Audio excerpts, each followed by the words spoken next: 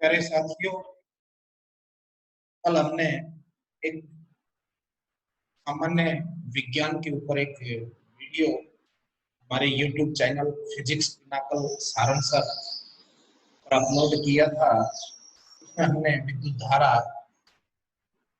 और उससे संबंधित कुछ क्वेश्चन की चर्चा की थी। ओम के नियम की चर्चा की थी। ओम के नियम क्या था, क्या शर्त थी, उसका क्या फॉर्मूला था, इस पे हमने चर्चा की। आज हम उससे थोड़ा सा आगे बढ़ते हैं ओम के नियम से। कल हमने बात की थी कि ओम का नियम क्या है। विभव समानुपाती धारा, विभव था, यानी किसी चालक तार के ओम के नियम की मूलतः शर्त यही थी कि कोई एक चालक तार होगा, इसके सिरों पर लगाया गया विभवांतर इसमें प्रवाहित होने वाली धारा के समानुपाती होता है, समानुपाती आई। शर्त क्या थी कि चालक तार होना चाहिए, और दूसरी शर्त यह थी कि इस चालक तार की भौतिक अवस्थाएं नियत रहनी चाहिए। काफी उपयोगी वीडियो है यह आप लोगों के लिए, इसको पूरा देखें। जब आप पूरा इसको अच्छे से देख पाएंगे के बाद आपको इसके सारे कंसेप्ट समझ में आएंगे, और इससे संबंधित जो भी आपकी समस्याएं हैं वो आपकी, जहां तक मेरे को विश्वास है, वो आपकी सारी समस्याओं का हल हो जाएगा। तो आज हम इससे आगे देखते हैं। कल हमने बात की थी कि विभवांतर समानुपाती है इस चालक तार में प्रवाहित होने वाली धारा की। तो जब इस समानुपाती को हटाते हैं तो एक नियतांक आया था V=RI। ये हमने कल फॉर्मूला बनाया। ओम के नियम में जब इस फॉर्मूले को बनाया तो हमने पाया था कि ये जो नियतांक है R, नियतांक कांस्टेंट बोलते हैं इसको, कांस्टेंट होता है, इसको हम बोलते हैं प्रतिरोध। चालक तार का प्रतिरोध, प्रतिरोध का वास्तव में अर्थ होता है बाधा। बाधा किसमें है? धारा के प्रवाह में, धारा के प्रवाह में बाधा।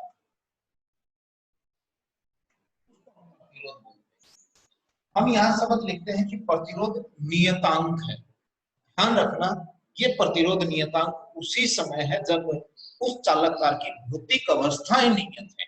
अगर भौतिक अवस्थाएं परिवर्तित हो जाएंगी तो ये हमारे आर का मान भी परिवर्तित हो जाएगा। हम चर्चा करेंगे कि आर किस पे निर्भर करता है। सबसे पहले प्रतिरोध का मात्रक क्या है? प्रतिरोध का मात्रक है ओम, और इसका जो सिंबल है वो ये सिंबल है, और इसका मात्रक है ओम। ये आप ध्यान रखेंगे। कई बार एग्जाम में, आजकल एग्जाम में एसआई मात्रक की बजाय 2 या 3 मात्रक अलग अलग पद्धति में दे देते हैं, और ये छांटना होता है कि इनमें से कौन सा मात्रक है या कौन सा नहीं है। तो क्वेश्चन की प्रकृति ध्यान में रखें। अगर वो एसआई मात्रक की बात करता है तो इसका ओम है, नहीं तो यहाँ से हम सूत्र देख सकते हैं कि R बराबर है V/I, और R बराबर V/I होगा तो V है वोल्ट, विभवांतर है वोल्ट बटे हुए ए है एम्पियर, धारा का मात्रक था एम्पियर, तो ये भी इसी का मात्रक है। तो इसलिए कंफ्यूज होने की बिल्कुल भी जरूरत नहीं है। सामान्यतः प्रतिरोध का मात्रक ओम मिलेगा, लेकिन आजकल क्वेश्चन की प्रकृति ऐसी होती है कि एक से ज्यादा मात्रकों में आंसर दे देते हैं और उसको पहचानना होता है। तो ऐसा मत सोचे कि ये इसका मात्रक नहीं है। वोल्ट प्रति एम्पियर भी प्रतिरोध के तुल्य होता है, ये इसी का दूसरा मात्रक है। ये मात्रक को लेके हमने बात की।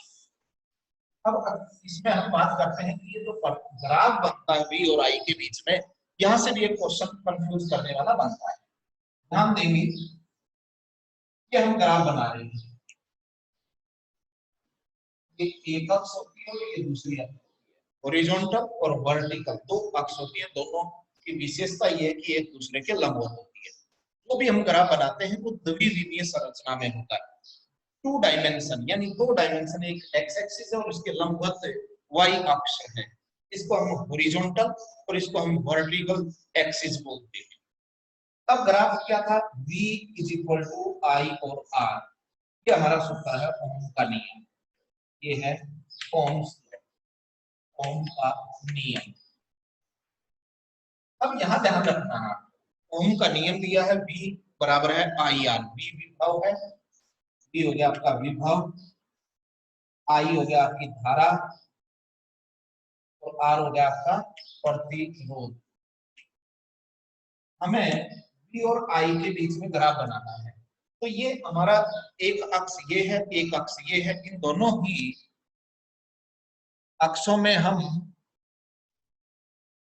इन दोनों अक्षों में एक अक्ष में एक को और दूसरी अक्ष में दूसरे को हम प्रदर्शित करेंगे।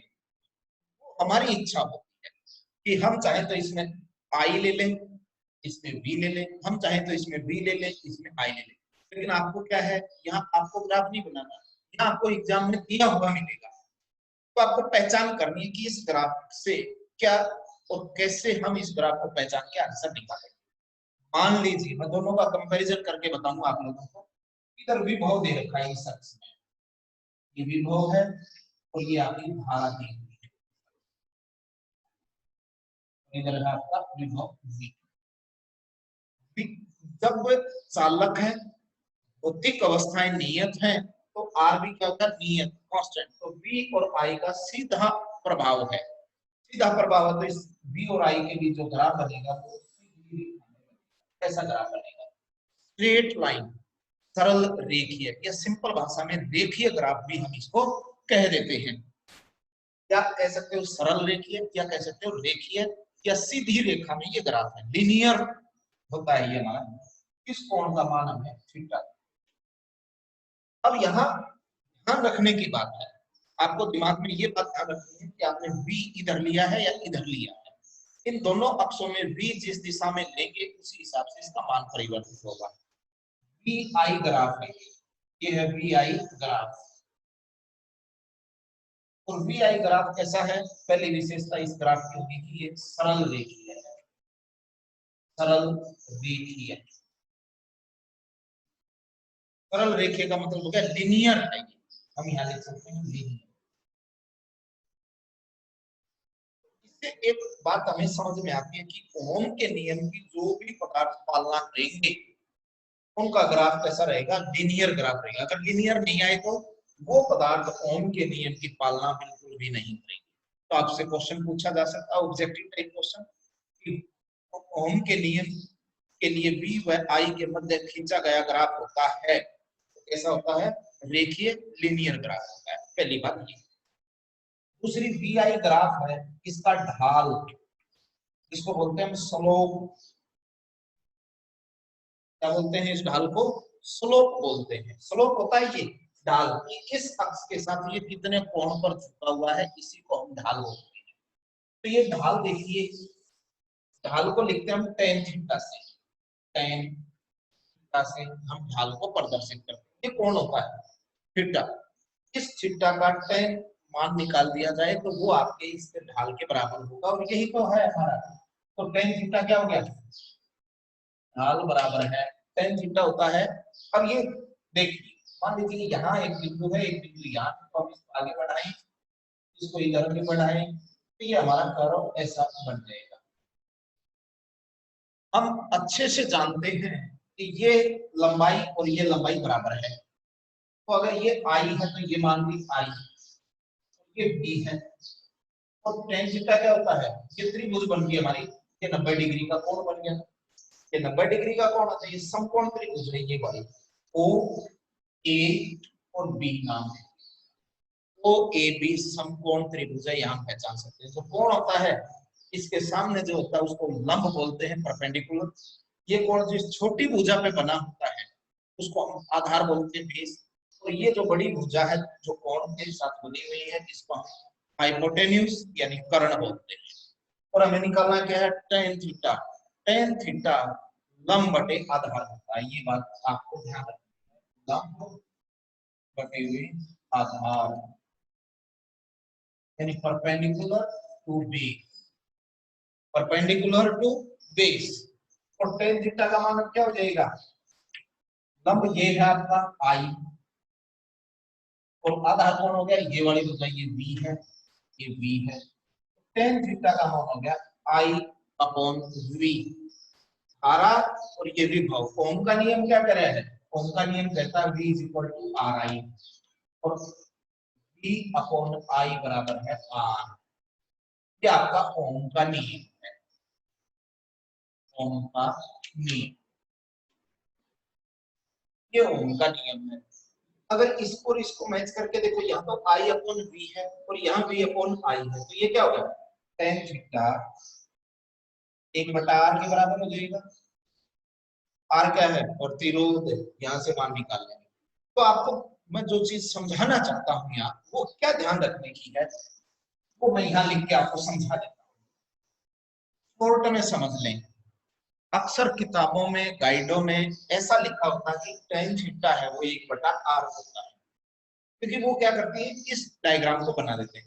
लेकिन एग्जामिनर ऐसे नहीं देगा, एग्जामिनर आपको अलग भी तो दे सकता है। तो ये क्या दे, ये ग्राफ दिया हुआ आपको एक पेपर में, ये थीटा का मान दे रखा है 45 डिग्री कह दिया इसमें, इधर आई दे दिया, इधर आर दे दिया। अब ये कह देंगे इसके लिए आर का मान निकालेंगे। अगर आप किताबों से रट के गए हैं कि ये ग्राफ होता था, वहां पर टेन थीटा का मान एक बटा आर होता था, तो ये तो गलत हो जाएगी बात।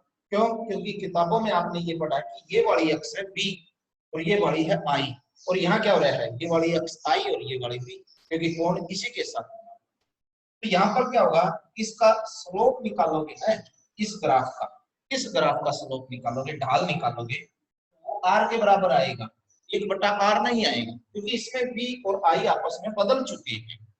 तो मैं दोनों की तुलना करके आपको समझा देता हूँ। मैं ये सोचता हूँ कि आप लोग इस चीज को क्लियर कर लेंगे आराम से, कि कोण यहाँ पर बी के साथ बना हुआ है और यहाँ कोण आई के साथ बना हुआ है। अगर कोण बी के साथ बना हुआ है तो ढाल का मान एक बटा आर होता है, और कोण अगर आई के साथ बना हो तो ढाल का मान यानी टेन थीटा का मान आर के बराबर होगा, सीधा बराबर होगा प्रतिरोध के। एक बार और क्लियर कर देता हूँ इस चीज को, और आप आसानी से इसको क्लियर करके जाए एग्जाम में, क्योंकि एग्जामिनर आपको डायरेक्ट जैसे किताबों में लिखा हुआ मुश्किल है इसे देना, वो थोड़ा सा इसमें मॉडिफाई कर देना, दोनों बराबर होगा।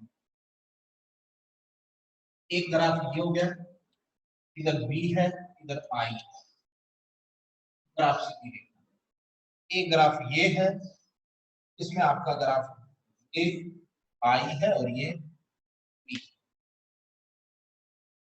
ओम का नियम है ये, ओम के नियम में बी और आई के बीच खींचे गए ग्राफ है, और ग्राफ सरल रेखा में मिलेंगे आपको, ये पहचान है ओम नियम की, कि ओम के नियम में बी और आई के मध्य खींचे गए ग्राफ सीधी रेखा में। अब दो चीज है आपके पास, एक बी है और एक आई है, एक अक्ष में बी और एक अक्ष में आई प्रदर्शित करके हमने ग्राफ सीधा खींच देना। मैं यहाँ एक लाइन लिखता हूं, यदि ढाल, यदि ढाल में बना कोण बी अक्ष के साथ हो, ये स्थिति हो सकती है कि भाई कोण बी के साथ बना हो। दूसरी स्थिति क्या हो सकती है, यदि ढाल में बना कोण आई अक्ष के साथ हो,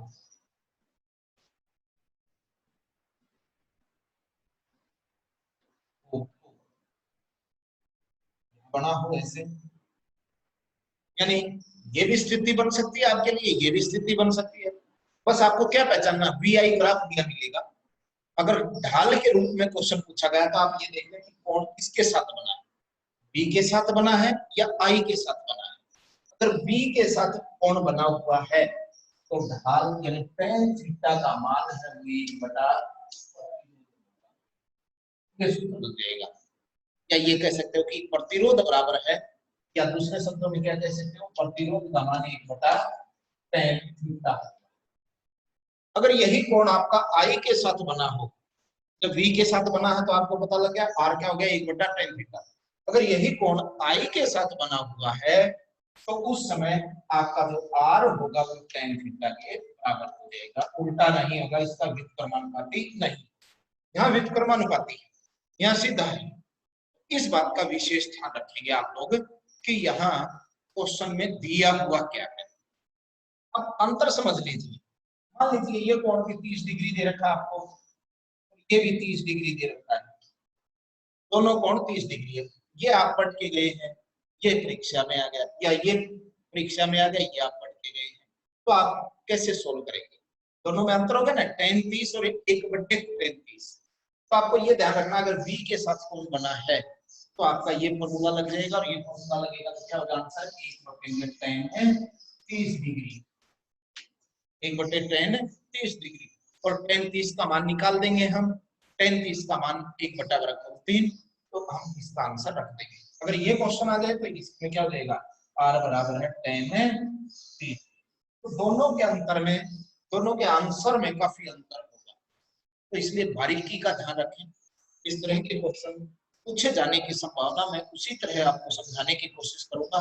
मेरा एक प्रयास है कि आप इन छोटी छोटी चीजों को स्पष्ट कर लें। अब मेरे को लगता है इसमें कोई कंफ्यूजन नहीं रहना चाहिए। छोटी सी बात देखनी है आपको कि कोण v के साथ बना है या कोण i के साथ। अगर v के साथ कोण बना है तो 1/tan थीटा, और कोण i के साथ बना है तो tan थीटा के बराबर। अब हम बात करते हैं कि ये तो हो गया इसके ग्राफ के बारे में। ओम के नियम में चालक में पदार्थ से उनके सिरों पर हमने विभवांतर लगाया तो उनके ग्राफ कैसे बनेंगे, ग्राफ की प्रकृति कैसी होगी, और ग्राफ से कैसे क्वेश्चन पूछे जा सकते हैं। अब हम बात करेंगे, बिल्कुल सिंपल सी बात है कि प्रतिरोध किन बातों पर निर्भर करता है, यानी प्रतिरोध की निर्भरता, प्रतिरोध की निर्भरता। काफी अच्छा क्वेश्चन है ये भी, और इस पे न्यूमेरिकल बनने के बहुत ज्यादा चांस रहते हैं। न्यूमेरिकल ये मान के चले बहुत मुश्किल नहीं आएगा, थोड़ा सा आसान जरूर होगा, लेकिन उसमें थोड़ा सा घुमाव मिलेगा। मैं 2 वीडियो कम से कम भी 100 क्वेश्चन के प्रैक्टिस के लिए आपको इन टॉपिकों से, ये जो विज्ञान, सामान्य विज्ञान के जो क्वेश्चन हैं, इनके एक ऑब्जेक्टिव टाइप क्वेश्चन की सीरीज मेरे यूट्यूब चैनल पे ही डालूंगा। मैं उसको हल कराऊंगा और आप देख पाएंगे कि कैसी प्रकृति होती है क्वेश्चन की, और वो क्वेश्चन मैं सोल्व कराऊंगा। तो बारीकियां देखनी है आपको, पहले इसके कॉन्सेप्ट क्लियर करेंगे। प्रतिरोध की निर्भरता नंबर 1, हमने बात की थी कि चालकों पे लागू होता है ओम का नियम, वो एक शर्त थी। दूसरी शर्त में हमने बात की थी ओम के नियम किस किस पे, ओम का नियम जब लागू करेंगे तो उसमें भौतिक अवस्थाएं नियत होनी चाहिए। वो इसलिए थी कि नहीं, अगर भौतिक अवस्थाएं परिवर्तित कर दी जाएंगी तो क्या हो जाएगा? प्रतिरोध बदल जाएगा। तो प्रतिरोध किन किन चीजों पर निर्भर करता है वो देखिए। पहला है तार की लंबाई। तार का मतलब चालक तार है, ये ध्यान रखिए। तार की लंबाई, तार की लंबाई के समानुपाती, समानुपाती का जगह अनुक्रमानुपाती भी शब्द लिखा मिल सकता है, यानी इंग्लिश में शब्द देखिए तो डायरेक्टली प्रोपोर्शनल होता है, सीधा प्रभाव पड़ता है। जैसे जैसे लंबाई बढ़ेगी वैसे वैसे प्रतिरोध बढ़ता जाएगा। तो प्रतिरोध यानी R समानुपाती L। इसका सिंपल सा अर्थ है, यदि एक तार है उसकी लंबाई 2 गुना कर दी जाए, यानी पहले एक तार था उसकी ये इतना सा तार था, लंबाई L थी, तो इसका प्रतिरोध कितना है? R। अगर इस लंबाई को 2 गुना कर दें इस तार की, अब ये 12 हुई, तो प्रतिरोध भी कितना हो जाएगा? 2 गुना हो जाएगा। इसको बोलते हैं सीधा प्रभाव, यानी तार की लंबाई बढ़ाने पर प्रतिरोध का मान बढ़ेगा, तार की लंबाई को कम कर दे तो प्रतिरोध का मान भी कम हो जाएगा। इसको सीधा प्रभाव बोलते हैं, समानुपाती। एक तो ये चीज प्रभाव करेगी। दूसरी चीज क्या प्रभाव करेगी? तार का अनुप्रस्थ काट क्षेत्रफल, तार का अनुप्रस्थ काट क्षेत्रफल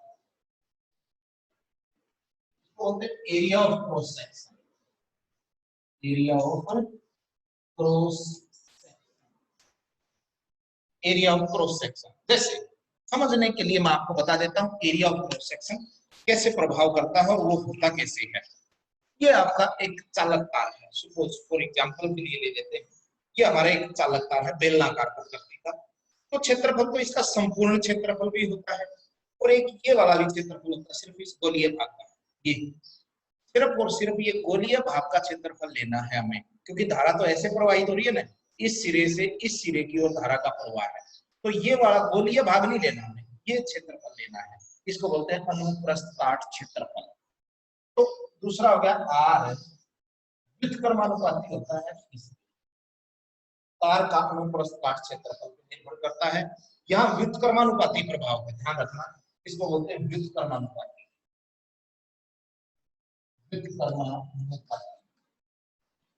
व्युत्क्रमानुपाती का सिंपल सा मतलब होता है कि अगर आप क्षेत्रफल को बढ़ाते हैं, अगर क्षेत्रफल को बढ़ाते हैं तो प्रतिरोध का मान कम हो जाएगा, और क्षेत्रफल को अगर आप कम करते हैं तो प्रतिरोध का मान बढ़ जाएगा। इसलिए पतले तार का, तार अगर पतला होगा तो प्रतिरोध क्या हो जाएगा, पतला होने का मतलब क्या होगा, उसका क्षेत्रफल कम, तो प्रतिरोध क्या हो जाएगा, उसका बढ़ जाएगा। तार अगर मोटा होगा तो उसका प्रतिरोध कम हो जाएगा। तीसरी बात है तार की प्रकृति। तार की प्रकृति, प्रकृति का यहाँ अर्थ है पदार्थ की प्रकृति। पदार्थ की इस पे भी निर्भर करेगा, तापमान, ताप व दाब पर भी निर्भर। ये मुख्य रूप से हमारे प्रतिरोध किन बातों पे निर्भर करता है, तार की लंबाई पे। क्वेश्चन में सिंपल सा मिलेगा, ऑब्जेक्टिव टाइप क्वेश्चन होगा कि किसी तार का, चालक तार का प्रतिरोध प्रभावित होता है, ऑप्शन मिल जाएंगे, इससे होता है, इससे होता है, इससे होता है, या सभी से होता है, या किसी से नहीं होता। तो ये ध्यान रखना, तार की लंबाई पे निर्भर करता है, लंबाई पे सीधा प्रभाव पड़ेगा समानुपाती। दूसरा उसके अनुप्रस्थ काट क्षेत्रफल पर निर्भर करता है, इसके व्युत्क्रमानुपाती उल्टा होता है, तार मोटा है प्रतिरोध कम, तार पतला है प्रतिरोध ज्यादा। तार की प्रकृति यानी पदार्थ किस पदार्थ का बना हुआ है, सोने का बना हुआ, वो चांदी का बना हुआ, तांबे का बना हुआ है, एल्यूमिनियम का बना हुआ है, या लोहे का बना हुआ है, उसकी प्रकृति पर निर्भर करेगा। और तीसरा है बाह्य वातावरण पे, ताप और दाब पर भी निर्भर करता है। ताप और दाब अगर परिवर्तित होते हैं तो प्रतिरोध की का मान भी परिवर्तित हो जाता है। ये आपको इस बात का ध्यान रखना, जब इन सबको मिला देंगे, इन दोनों भाग को, एक नई चीज को सामने आती है, नई भौतिक राशि है जिसको आप समझने की कोशिश करना, और प्रतिरोध के साथ पूर्णात्मक रूप से देखेंगे तो आप पाएंगे कि बहुत इंपॉर्टेंट है वो भी।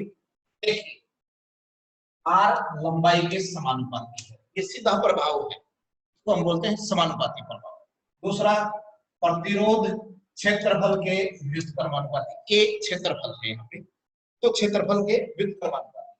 इन दोनों को अगर इकट्ठा लिखना चाहिए, ये पहला समीकरण मान सकते हो, इसको दूसरा, अगर इन दोनों के प्रभाव को एक साथ देखें तो क्या बन जाएगा, आर समानुपाती, ऊपर तो एल और नीचे ए आती है, ये इक्वेशन बन जाएगी। दोनों इकट्ठे लिख दिए, जो ऊपर है उसको ऊपर रख दिया और नीचे है उसको नीचे रख दिया, इसको बोलते हैं हम कंबाइंड इफेक्ट, यानी संयुक्त प्रभाव है इन दोनों का।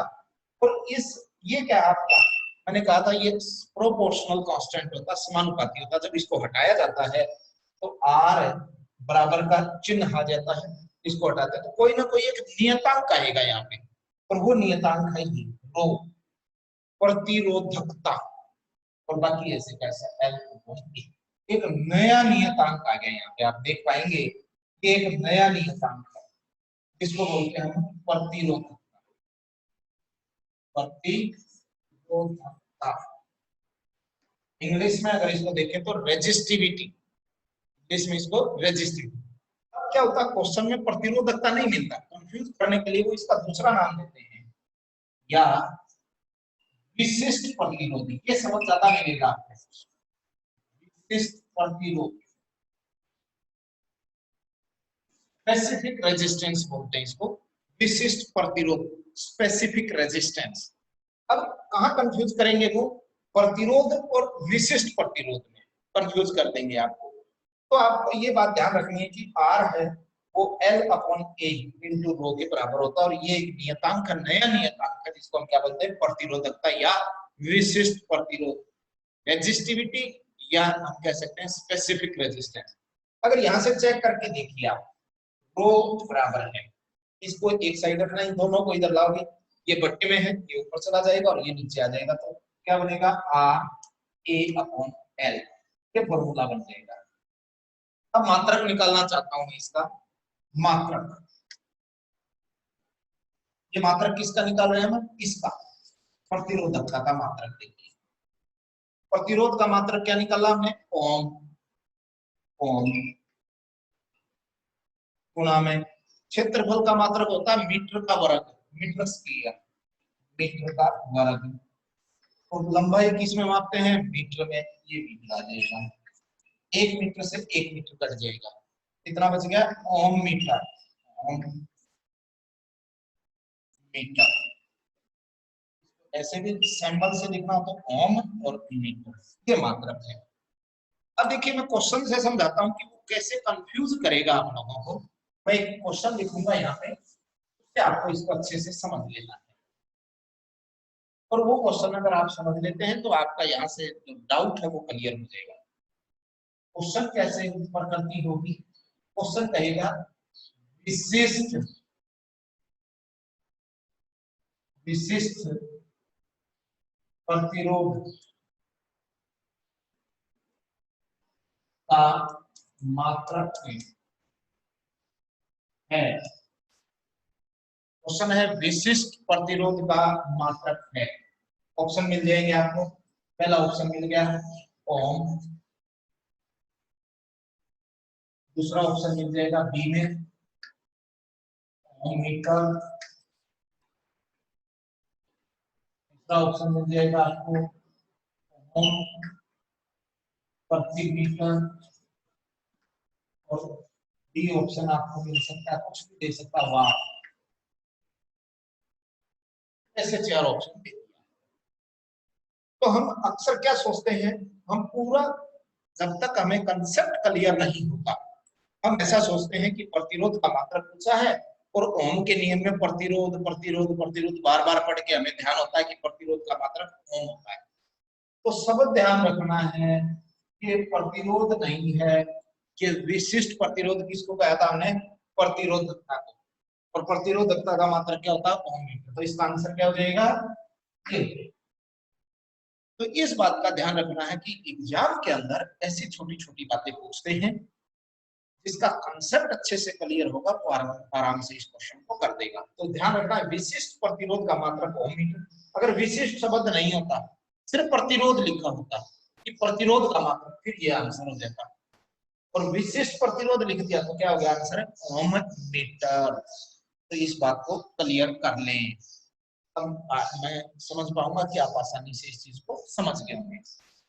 अब एक बात और मैं क्लियर करूंगा तो सामान्यतः कंफ्यूज कर देती है अपने को, तो वो कई बार क्वेश्चन की प्रकृति भी बदल जाती है उससे। जो प्रतिरोध था, प्रतिरोध एक तरफ लिख दिया मैंने, दूसरी तरफ प्रतिरोधकता, प्रतिरोधकता यानी दूसरा नाम लिखो, साथ में लिख लो विशिष्ट प्रतिरोध, विशिष्ट प्रतिरोध। दोनों में साथ साथ कंपेयर कर देता हूं। प्रतिरोध किस पे निर्भर करता है? इसके लिए नंबर 1 लंबाई था, दूसरा क्षेत्रफल था, तीसरी बात पदार्थ की प्रकृति थी,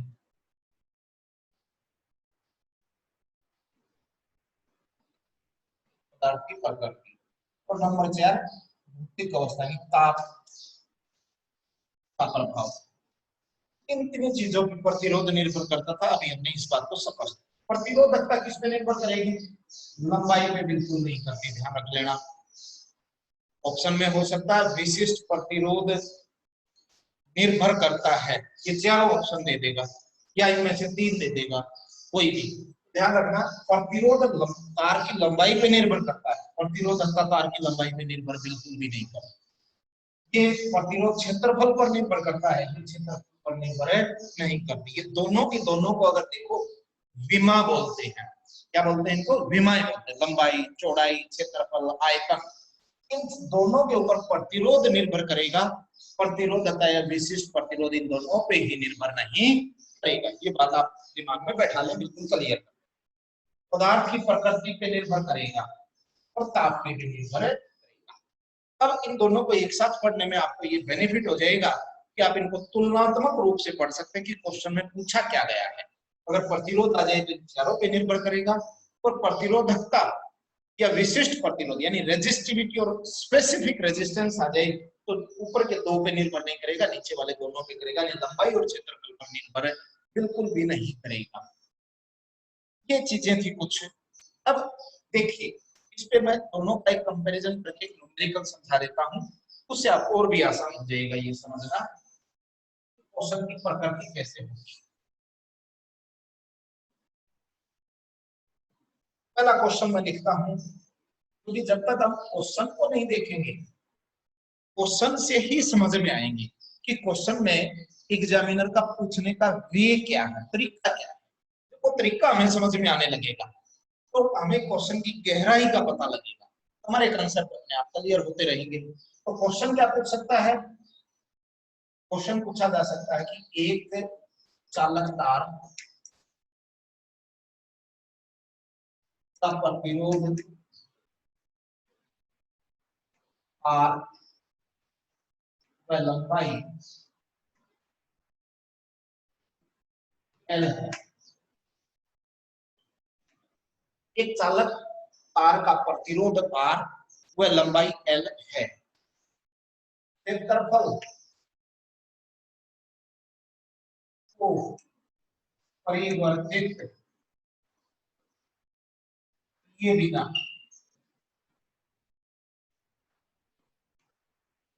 क्षेत्रफल को परिवर्तित किए बिना लंबाई लंबाई को 2 गुना कर दिया जाए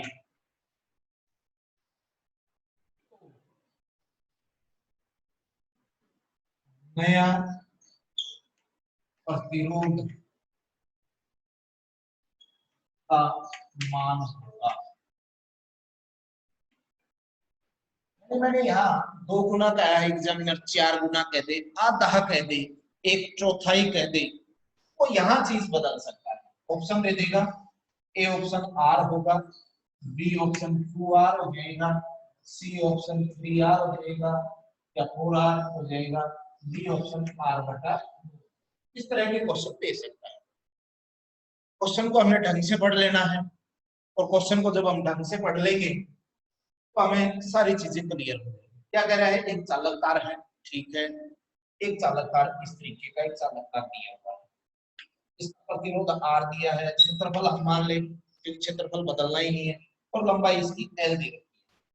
फिर क्या कह रहा है ये कि क्षेत्रफल को परिवर्तित किए बिना, यानी जितनी मोटाई का तार है इतनी मोटाई का, लेकिन इससे 2 गुना ले लिया, लंबाई 2 गुनी है, नया प्रतिरोध निकालना है आपने। क्या इसका प्रतिरोध बदलेगा या नहीं बदलेगा। स्वाभाविक सी बात है कि जब हमें ये पता हो कि प्रतिरोध किन किन बातों पे निर्भर करते हैं तब आसानी से कर लेंगे। प्रतिरोध किन बातों पे निर्भर करता था, लंबाई के समानुपाती। इसका सिंपल सा अर्थ है कि जैसे जैसे लंबाई बढ़ेगी क्षेत्रफल भी बढ़ जाएगा, इसका प्रतिरोध भी बढ़ जाएगा। तो लंबाई कितनी की है, 2 गुनी, तो प्रतिरोध भी कितना हो गया, 2 गुना बढ़ेगा। तो इसका बात स्पष्ट है। हमें ये देखना है प्रतिरोध किस पे निर्भर करता है। इसका उल्टा क्वेश्चन देखिए, ये बात क्लियर हो जाएगी। हम ऐसे क्वेश्चन की तैयारी करके पेपर में जाते हैं, एग्जामिनर क्या कर देगा। अब देखिए नया क्वेश्चन कर दिया जाए तो विशिष्ट विशिष्ट प्रतिरोध या विशिष्ट प्रतिरोध का मान होगा।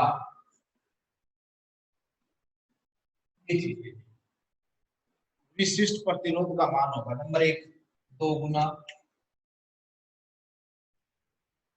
का आधा अपरिवर्तित अपरिवर्तित है, इनमें से कोई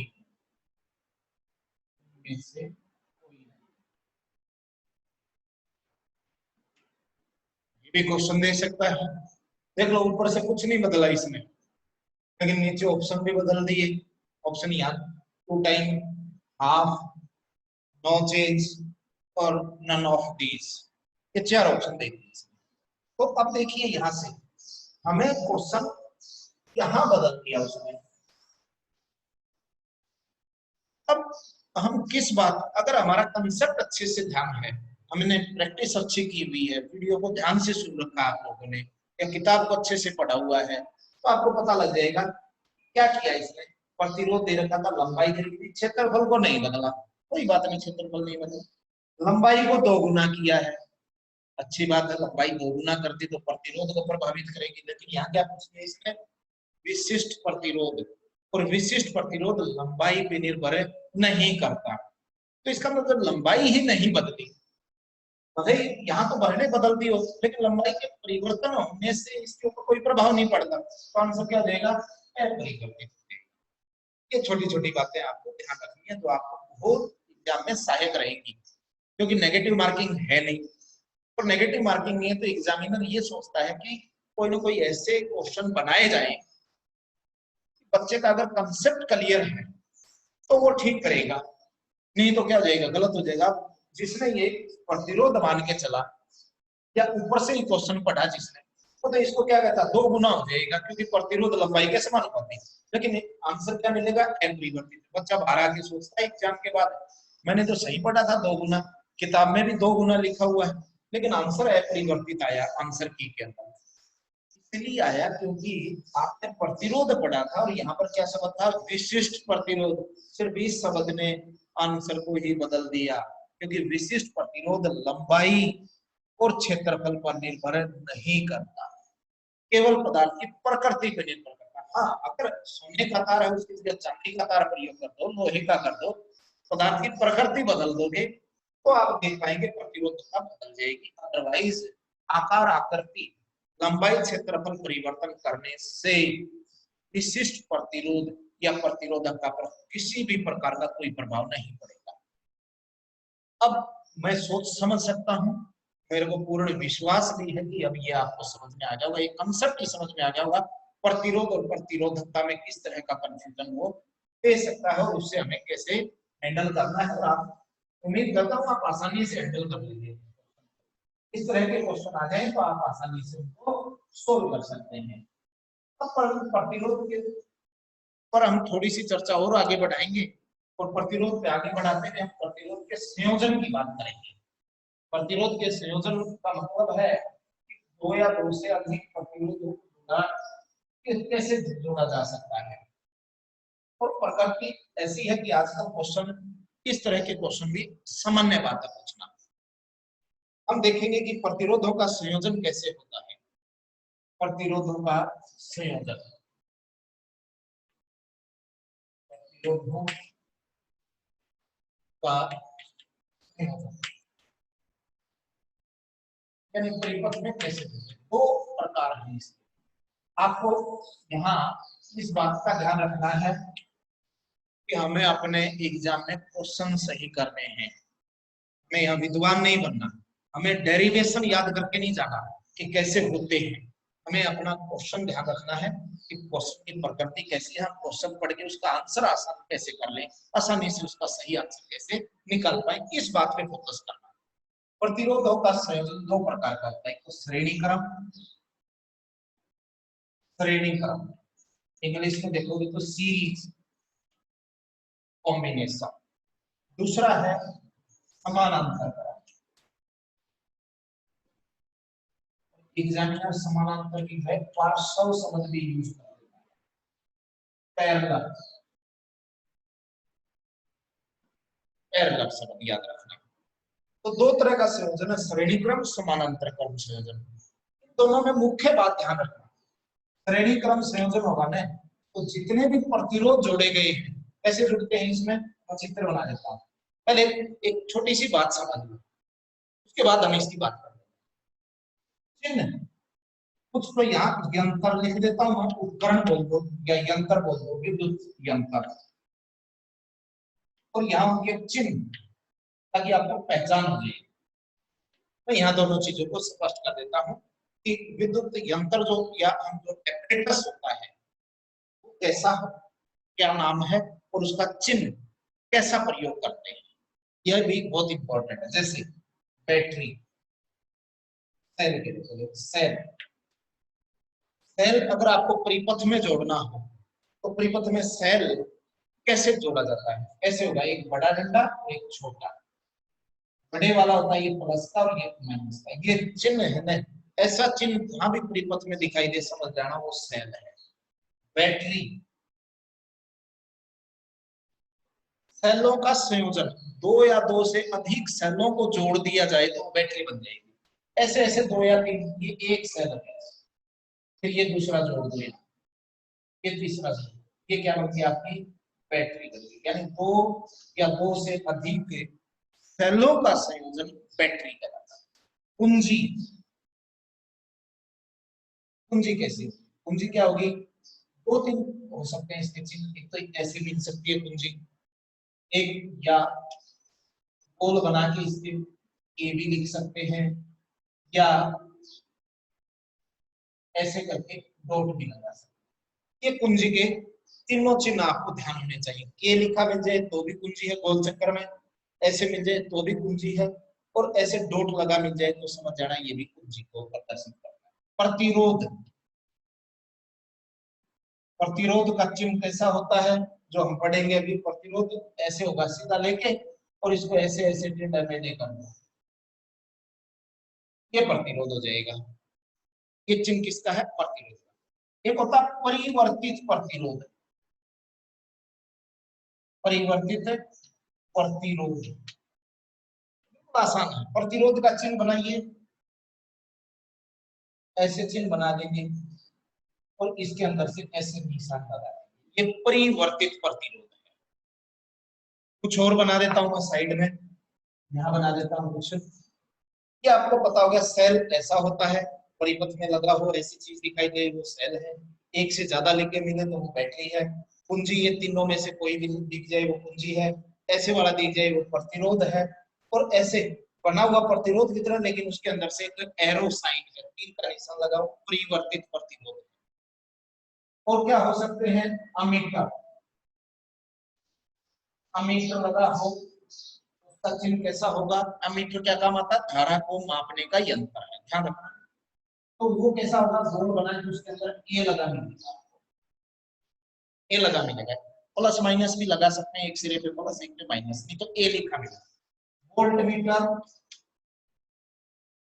वोल्ट मीटर याद रखना, वोल्ट मीटर वोल्टता को मापने का यंत्र है, विभवांतर को मापने का, विभव को मापने का यंत्र क्या होता है, वोल्ट मीटर,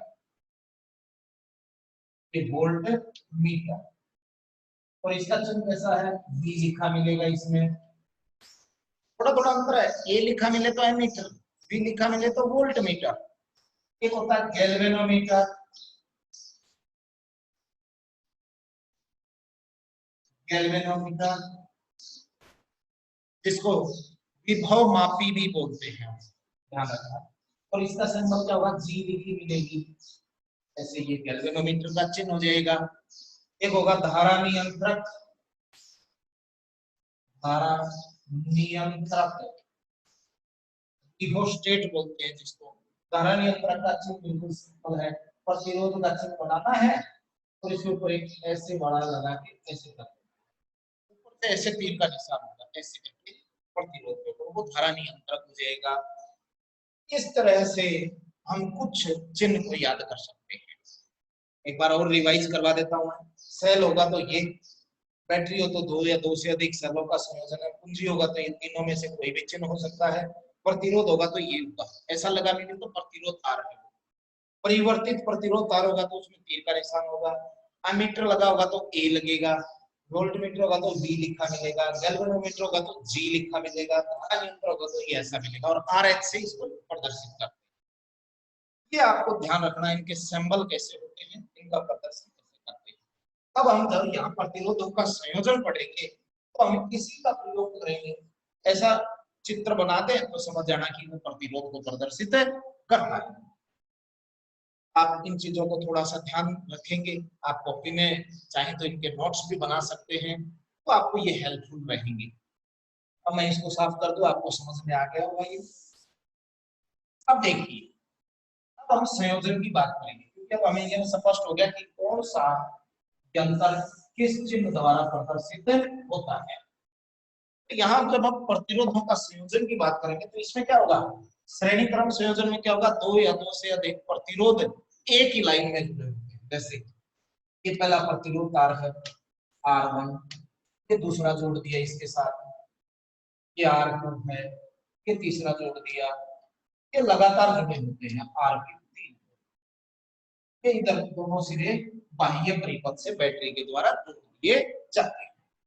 तो इस तरह का संयोजन मिले, यानी एक ही लाइन में मिले सारे के सारे, इससे भी ज्यादा हो सकते हैं, 5 भी हो सकते हैं, 10 भी हो सकते हैं, 20 भी हो सकते हैं, कितने भी हो सकते हैं, एक ही लाइन में मिले, यानी एक सिरे से दूसरे सिरे तक जाने का एक ही रास्ता हो, और उस रास्ते में जितने भी प्रतिरोध जुड़े हुए वो सारे के सारे आपके श्रेणी क्रम में होंगे। और श्रेणी क्रम में ये ए नाम देते, इसका बी, तो ए और बी के बीच में तुल्य प्रतिरोध का सूत्र क्या होगा, तो आर ए बी बोलते हैं इसको, यानी तुल्य प्रतिरोध क्या हो गया, ये तुल्य मान है। श्रेणी क्रम संयोजन होता है तो वहां तुल्य मान इन सबको जोड़ दो, जैसे ये मान है, ये मान है, ये मान है, सबको जोड़ो, कितना हो गया R1 plus R2 plus R3, सीधा जोड़ देना, डायरेक्ट इनको जोड़ देना है, वो आपका आंसर हो जाएगा। ए और बी के बीच में कितना प्रतिरोध है, तो क्या कर देंगे, ये तुल्य प्रतिरोध का सूत्र होगा। एक बात और ध्यान रखना, पहले से लेकर यहाँ तक जाने के लिए एक ही रास्ता है। अगर धारा इसमें प्रवाहित होगी, खोज करो 2 एम्पियर धारा प्रवाहित हुई, इसमें यहां से चली धारा 2 एम्पियर, इसमें भी कितनी जाएगी 2, इसमें भी 2, तो सभी में सभी प्रतिरोध सभी प्रतिरोधों में समान धारा प्रवाहित होगी, ये भी ध्यान रखना, समान धारा प्रवाहित होगी। अगर धारा एक जैसी प्रवाहित होगी ना तो विभव के मान भिन्न भिन्न होंगे, परंतु विभव भिन्न होगा, इनके सिरों पे विभवांतर का मान है, जैसे पहले प्रतिरोध का अलग विभव होगा, दूसरे का अलग होगा, तीसरे का अलग होगा। ये 3 बातें ध्यान रख लेना। फिर कैसा है इसका तुल्य प्रतिरोध, यानी आंसर निकालने के लिए कैसे करते हैं, हम इन तीनों को जोड़ देते हैं, और इसमें ध्यान रखना कि सभी प्रतिरोधों में धारा का मान क्या होगा, एक समान रहेगा, लेकिन विभव का मान भिन्न भिन्न होगा। ये 4 बात याद कर लो, श्रेणी क्रम संयोजन आपका बिल्कुल क्लियर हो जाएगा। अब आता है हमारा समानांतर में। समानांतर में चित्र कैसा होगा, ये सिरा है, इस पर प्रतिरोध जो जुड़े होंगे, एक ऐसे, दूसरा ऐसे, यानी जितने भी प्रतिरोध हैं, जितने प्रतिरोध तार हैं, उन सबके पहला सिरा, सबके पहले सिरे एक बिंदु से, दूसरे सिरे दूसरे बिंदु, इसमें सब एक लाइन में थे, इसमें एक में नहीं होते, एक ही बिंदुओं के बीच में सारे के सारे प्रतिरोध जोड़े जाते हैं। ये पहला R1, ये R2 और ये R3, 3 प्रतिरोध है। अब इसमें तुल्यमान, जैसे यहाँ निकाला था तुल्यमान, तो वहां कैसे निकालेंगे, तुल्य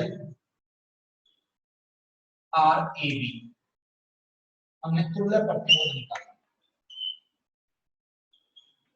तुल्य प्रतिरोध का सूत्र ध्यान रखना, यहाँ सीधे लिखे थे हमने, यहाँ क्या लिखना है, 1/R तुल्य बराबर, बटे में लिखने हैं, ये भी 1/R है तो R1 भी 1/में, 1/R1 प्लस में 1/R2, 1/R, ये ध्यान रख लेना। श्रेणी क्रम में सारे एक लाइन में लिखे, इसमें सारे उल्टे करके लिखने हैं, इतनी सी बात है। इसमें क्या था, धारा एक जैसी थी, अब यहां से धारा चली, इसमें समझने की बात है, यहां से धारा चल रही है आई, अब क्या होगा, यहाँ जाते 3 भाग हो गए, 1 2 3, धारा एक जैसी तो जा नहीं सकती, सब में से अलग अलग, तो यहाँ ध्यान रखना है धारा अलग अलग होगी, अलग अलग, धारा क्या होगी, अलग अलग प्रवाहित होगी, उसका मान अलग अलग रहेगा, लेकिन विभव सब में क्या रहेगा, समान। परंतु विभव समान रहेगा, सबके लिए एक जैसा मान रहेगा विभव का, विभव का मान नहीं बदलेगा। दोनों को तुलना करके पढ़ लेना। इधर क्या थी, धारा समान थी, उसमें धारा अलग अलग है। इसमें विभव अलग अलग था, उसमें विभव समान है। इसमें प्रतिरोध क्या है, सीधे जोड़े जाते हैं, इसमें क्या होता है, उनके उल्टे करके फिर जोड़े जाते हैं। ये समानांतर श्रेणी क्रम, ये चित्र है, ये चित्र है। आपको इस तरीके से आप चाहें तो नोट्स भी बना सकते हैं इसके। बहुत आसान सा है, साधारण से सबको मैंने तुल्यता बता दी इसकी। अब इस पे एक न्यूमेरिकल करके देख लेते हैं, और आपको क्लियर हो जाएगा। तो मैं इसको यहां से साफ कर देता हूं, और देख लीजिए, हम सेम क्वेश्चन देता हूं मैं, और इससे आपको ये समझ हो जाएगा एक न्यूमेरिकल से कि दोनों में मूलतः अंतर कैसे है और दोनों की विशेषता भी क्या है। मान लीजिए पहला प्रतिरोध ये 2 ओम का है, ये 3 ओम का है, और ये 5 ओम का है। ये प्रतिरोध श्रेणी क्रम में। दूसरे केस में इनको समानांतर में जोड़ दिए, ये 2 ओम का है, ये 3 ओम का है, और ये 5 ओम का है। ये इनके मान है, ऐसे दिए हुए इनके मान है। अगर श्रेणी क्रम संयोजन में आपको क्वेश्चन मिल जाए 3 प्रतिरोध जिनके मान क्रम से 2 ओम, 3 ओम और 5 ओम है, इन्हें श्रेणी क्रम में जोड़ा गया है, तो तुल्य प्रतिरोध का मान निकालिए। तो तुल्य प्रतिरोध क्या देगा, आर श्रेणी में, यानी तुल्य प्रतिरोध। मैंने कहा था तुल्य प्रतिरोध इस क्रम में सीधा जोड़ दिया जाएगा। सीधा जोड़ो, ये 2 है प्लस 3 है प्लस 5, कितना आंसर हो गया, 5 और 3 8 और 2 10, 10 आंसर हो गया। अब ऑप्शन कैसे मिलते हैं, ध्यान रखना, बहुत अच्छी बात बता रहा हूं मैं आपको, इससे आपको आधे ऑप्शन कट जाएंगे पहले ही। मान लीजिए इसका आंसर तो हमें पता लग गया 10 ओम है, ऑप्शन कैसे मिलेंगे आपको पेपर में, जैसे यही दे रखा है, ऑप्शन मिलेगा, ए ऑप्शन है 1 ओम, बी ऑप्शन मिल गया, मान लीजिए आपको दे दिया 4 ओम, सी ऑप्शन दे दिया 0 पॉइंट या ऐसे दे दिया 7 ओम, और डी ऑप्शन दे दिया 10 ओम। ऐसा आपको ऑप्शन दे दें। ऑप्शन क्या लिखा मिलेगा कि 3 प्रतिरोध क्रमशः 2 ओम, 3 ओम और 5 ओम है, उन्हें श्रेणी क्रम में जोड़ा गया है, तो तुल्य प्रतिरोध होगा 1 ओम, 4 ओम, 7 ओम, 10 ओम। तो अब क्या समस्या रहेगी हमारे साथ, समस्या ये रहती है कि 4 ऑप्शन हो और हमें ध्यान में नहीं आ रहा हो, क्या होता है, गलती होने की संभावना बढ़ जाएगी, क्योंकि अब तो चारों ऑप्शनों में से छांटना है। अगर आपको इसका बेसिक चीज ध्यान हो तो 4 में से कुछ ऑप्शन तो वैसे ही कट जाएंगे, आप श्योर हो जाएंगे कि ये तो आंसर हो ही नहीं सकता। वो विशेषता क्या है, श्रेणी क्रम संयोजन में जो प्रतिरोध जोड़े गए इनमें सबसे बड़ा प्रतिरोध पहचान लो, कौन सा है, 5 ओम का। इससे छोटा आंसर हो ही नहीं सकता, यानी श्रेणी क्रम में जो भी प्रतिरोध जोड़े गए हैं उनमें जो सबसे बड़ा आंसर है वो आंसर पहचान लीजिए। जैसे ही उस आंसर का आपको पता लग गया कितना है, ये 5 ओम का, तो आपको पहचान होगी कि 5 ओम से छोटा आंसर श्रेणी क्रम में हो ही नहीं सकता। तो 5 से छोटे जो आंसर वो होंगे नहीं, जैसे ये गलत हो गया, ये गलत, यानी आपका 50% काम कम हो गया, ये 2 तो आंसर है ही नहीं। 5 से बड़े कौन है, 7 और 10, 2 ही है। अगर बिल्कुल कुछ भी नहीं आता, सिर्फ इतनी सी बात सुनी हो कि भाई सबसे बड़ा जो प्रतिरोध होता है उससे भी बड़ा आंसर होता है, तो आपका 50% चांस खत्म हो गए। अब 2 में से सूत्र आपको आता नहीं तो तुक्का भी मारे, अगर हम बाई चांस ये रिस्क भी ले कि कौन सा आंसर होगा, तो 50% चांस आपके आंसर ठीक होने के होंगे। और पहले क्या था, 1 2 3 4 में से छाटते तो 25% चांस थे ठीक होने के, अब कितने हो गए, 50%। लेकिन सिंपल सा है, श्रेणी क्रम संयोजन होता है तो उसमें इन सबको जोड़ दो सीधा, 5 और 3 8 और 2 10, तो आंसर कौन सा हो गया। ये बात आपको ध्यान रखनी है, बात समझ में आ जाएगी। इस तरीके से हम ये चीज ध्यान रखेंगे। यही क्वेश्चन अगर आपका यहाँ आ जाए, तो यहाँ क्या था, तुल्य प्रतिरोध समानांतर क्रम में है, तो आंसर कैसे निकालना था, 1/r तुल्य बराबर सब 1/2 प्लस 1/3 1/5। लघुत्तम ले लें इसका, लघुत्तम कितना हो जाएगा 30। आपको एलसीएम लेना आता है, लघुत्तम ले लेंगे, एलसीएम ले लेंगे, कितना हो गया 30। 2 से इसको काटोगे 15 प्लस 3 से काटोगे 10 और 5 से काटोगे 6, कितना हो गया 25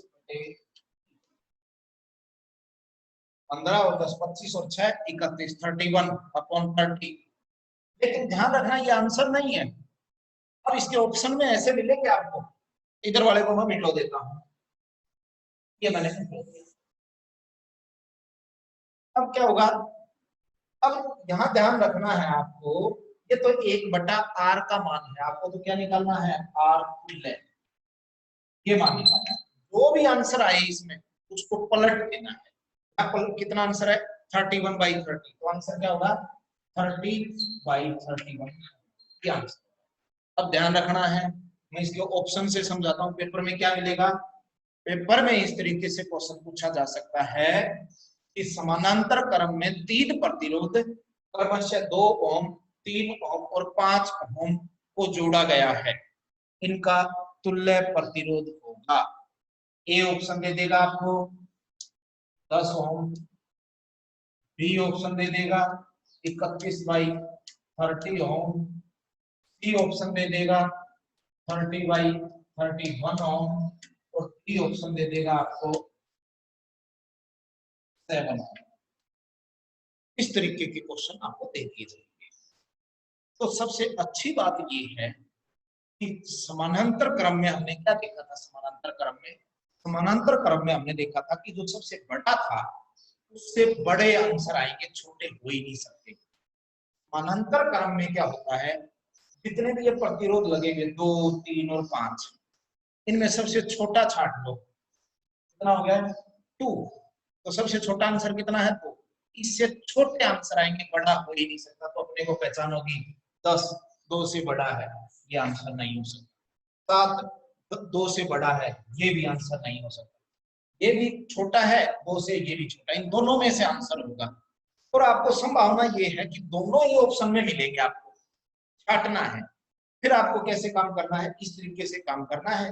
जैसे ही आंसर 31/30 आएगा, बच्चे गलती यही करेंगे, वो इसको आंसर को सही मानेंगे कि यह आंसर होगा, क्योंकि ये सबसे गलत आंसर हो गया। आंसर तो ये है इसका, क्योंकि जब आप इसका एलसीएम लेके सोल्व करें उसके बाद इसको पलटना है। ये बात दिमाग में बैठा ले, मैं दोबारा बताता हूँ आपको। जब आप इसको सोल्व करें समानांतर क्रम में, सोल्व करने पर जो आपका सोल्यूशन आए, जो आपका हल निकले, उसको पलटना है, तब जाके आपका आंसर होगा। तो आंसर कितना होगा 30/31। ये आपका समानांतर क्रम संयोजन और श्रेणी क्रम संयोजन की मैंने तुलना करके बता दी। बाकी मैं जो क्वेश्चन की सीरीज लेके आऊंगा, जिसमें उम्मीद है कि 200 या 100 के 2 सेट कराऊंगा क्वेश्चनों के, उसी से सब क्लियर हो जाएगा आपको। उसमें भी इस तरह के क्वेश्चन हम लेके आएंगे ताकि आपकी प्रैक्टिस। तो मैं उम्मीद करूंगा कि आप इनके अंक बदल के सोल्व करके देख लेना। आप खुद भी कर सकते हो, 2 3 5 है, इसकी जगह और कुछ अंक ले लो आप, और अलग अलग प्रतिरोध ले सकते हो, और आप उसको सोल्व करके देख लेना, आपकी प्रैक्टिस हो जाएगी। और समझ नहीं आए तो दोबारा वीडियो को देख लो एक बार। जैसे वीडियो दोबारा देखोगे आपका बिल्कुल डाउट क्लियर हो जाएगा। तो इस तरीके से आज हम इस टॉपिक को लेके आए थे कि प्रतिरोध से संबंधित आपको कोई डाउट है ना रखे। और मैं उम्मीद करूंगा कि इस लेक्चर को देखने के बाद आपका प्रतिरोध से जुड़ा हुआ कोई भी क्वेश्चन गलत नहीं होगा। थोड़ा सा प्रैक्टिस करनी है, वीडियो को पूरा देखें आप। आपको अच्छा लगे तो इसको लाइक करें, सब्सक्राइब करें, ज्यादा से ज्यादा बच्चों को इसका बेनिफिट हो। और एक बात और ध्यान रखना, ये केवल रीट के लिए ही नहीं है, ये आप 10th वालों के काम आता है। यही टॉपिक आपको 11th और 12th में जो साइंस में जाते हैं बच्चे, उनके भी 12th में भी काम आता है, क्योंकि ये एक जनरल साइंस का टॉपिक है, कॉमन सा टॉपिक है, जिसका फंडामेंटल क्लियर होना चाहिए। और ये सभी परीक्षाओं में सभी परीक्षार्थियों के लिए बहुत ही लाभदायक है। ये आज हमारा टॉपिक था प्रतिरोध को लेकर, और मैं पूरी उम्मीद करता हूं कि आप सब इससे संतुष्ट होंगे और इसका बेनिफिट लेंगे। बहुत बहुत धन्यवाद आप सबका।